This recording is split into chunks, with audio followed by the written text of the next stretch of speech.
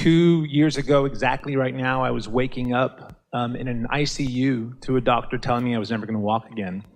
And then being here, and that sort of set off what I think is conventionally considered a dark night of the soul, and got divorced, and my kids left, and my dad died, and like all these things. And throughout, I've been in a space of this knowing that it's not happening to me, but through me, and I'm creating it. And so it's been a good challenge, and I know that I'm here to heal, and all of the reflection has been, you can heal yourself. And I said, I know, and I'm doing everything that I know how to do, and I'm still, that I think, and I'm still here, right? We're just going to modify a couple of words as we go along here. Yeah. Instead of saying, I'm going to heal myself, it might be more resistance-free and helpful for you to say something more like, I've turned in the direction of well-being, and that's what's calling me. Because when you talk about healing, you're turned in the direction of what you're wanting to overcome. But when you turn in the direction of the well-being that is really more natural and much more dominant, it's a different vibrational approach. Can you feel it?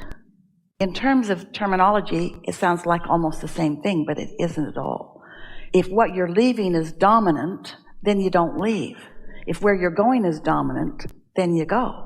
So you just have to ask yourself what the word healing means. Is it leaving something unwanted, or is it moving towards something wanted? The word doesn't matter, but how you feel about it does. Mm-hmm. So with that, standing in that space of moving towards something that I want and trusting the process and knowing that it's all in divine timing, what can I do to make it go faster? We would watch an unrelated movie. We would quiet our mind and let our mind wander on the pleasantries that your inner being. You see, when we talk about the path of least resistance, what we mean is the path toward that non-resisted thought. Non-resistance is the path to non-resistance. So the path of least resistance, or the path to non-resistance, is a really feel-good path. Feel the difference between overcoming something, which is full of grit and determination, and the feeling of letting well-being be. They're different feelings.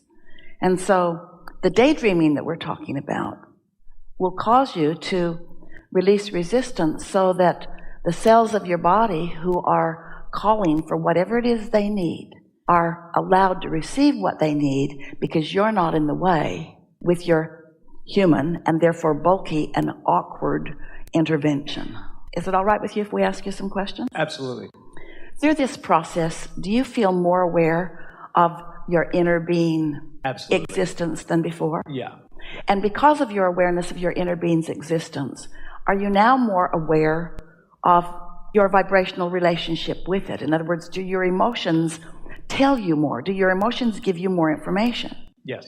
And can you tell the difference between trying and letting? Most of the time. So that's the key. Can you feel the difference between struggle and ease? Can you feel the difference between, we don't want to get too ridiculous, confusion and clarity, blah, all of that. But if you can feel the difference, and it's not a subtle difference, it's a big difference. So when you say most of the time, we want to argue with that a little bit, because we think there's a big difference between trying to make something happen and knowing that it's already happened and just being willing to allow the rest of it to catch up. The cells of your body are remarkable. They have so much capacity that science and medicine does not understand. They are remaking themselves constantly. If you want to know the closest conspiracy that affects you, it's a conspiracy of your cellular being. Your cellular being is responding to your source energy. And to the degree that you let that be, that's how you speed it up. We've said things before that are frankly just annoying to our human friends, like enjoy the journey, or just be patient and easy about it. That's annoying, because when you want something, you want it. But our favorite thing is feeling satisfied where I am and eager for more. Satisfied with where I am and eager for more. So one might argue, It's not easy to be satisfied when you're standing with not money when you want money, or without a partner when you want a partner, or without physical capabilities that you want before you have them. We get that. But we want to say emphatically, you can't get there from there. You have to put a bridge for yourself in the process. And that bridge is a ceasing of constant awareness of what is. And not a lot of it. 20 minutes a day of meditation is enough for you to release enough resistance, to allow enough energy to flow for it to catch on with you in your consciousness. So we can say things like, don't try so hard, and we do mean that. Or we could say things like, it's going to be all right, and we really do mean that. And we can say things, and we really do mean this, you're doing extremely well. But what you amplify here, and we are so appreciative of it because everybody's dealing with what you're dealing with to some extent, is keeping what you prefer from coming. Say it better. Your attention to what is keeping you from what you prefer. Your attention to what is, because you've done all the other work. You had the experience, you launched the rockets, you know how to meditate, you know how to tune in. Your guidance system is alive and well within you, you know it. So the answer to your important question, how do I speed this along, is make it not necessary that it hurry along. That there be so much satisfaction in the moment. It's a little bit like Esther went to what she thinks is the best movie she's ever seen in her whole life, Blinded by the Light. She could hardly stay in her body, it was so good. Happy, happy, happy, happy, such a good movie. But she had no desire. That movie was so satisfying. She didn't want to go out and see what else was playing. She wanted to watch that movie. Last week, she went to another movie. She got up and walked out of it. Didn't want to watch that movie. She can tell which movies she wants to see. She can tell by how it feels, and you can too. We know you want to talk, and we want to hear. No, I'm just integrating what you're saying. With that, I've been walking that fine line, that balance of everything is perfect, and how do I change it? And those two things don't go together, but you could change it this way. What I'm focused upon right now is perfect, and therefore nothing needs to change. The movie I'm watching is so great, I don't need to get up and watch another movie. The movie that's playing is so awesome, I don't need to direct it right now.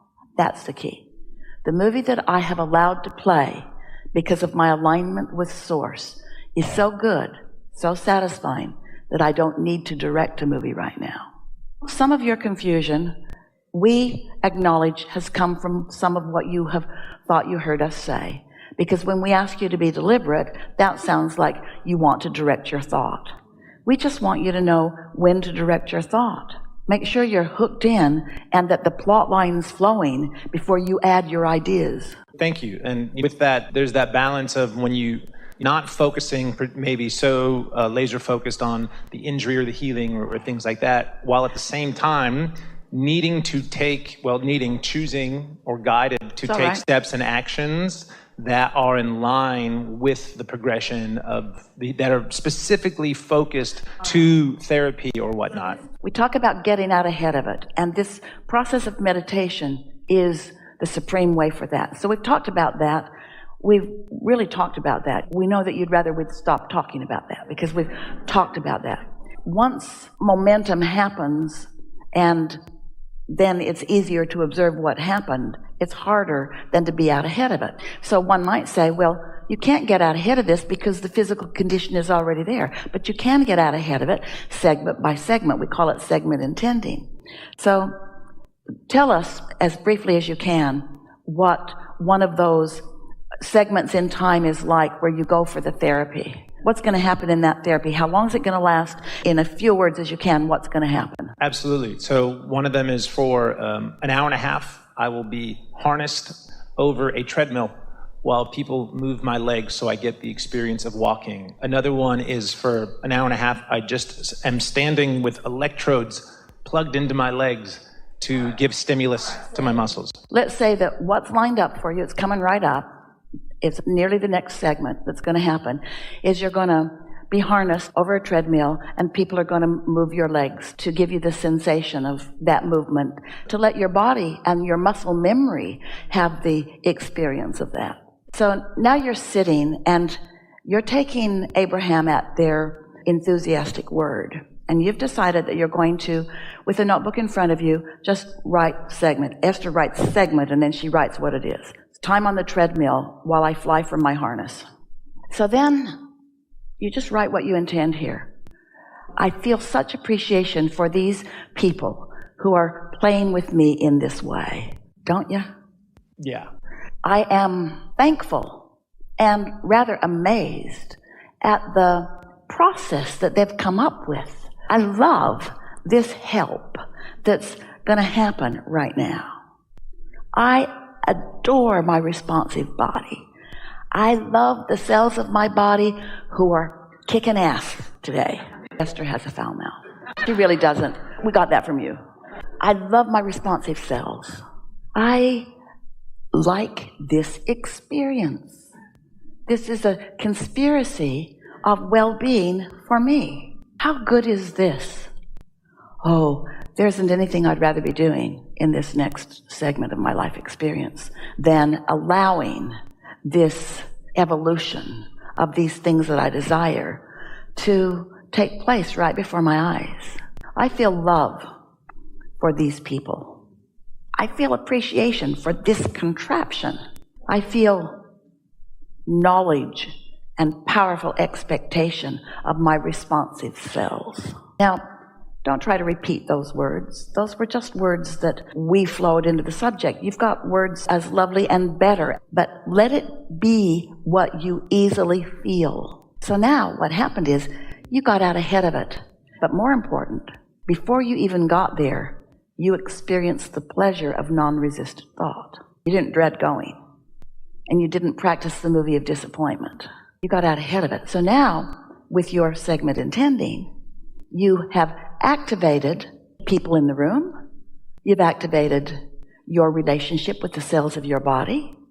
You've tuned into source energy. You've put yourself in a position where all that, and as our friend said earlier, more can be your experience. And here's the most important thing.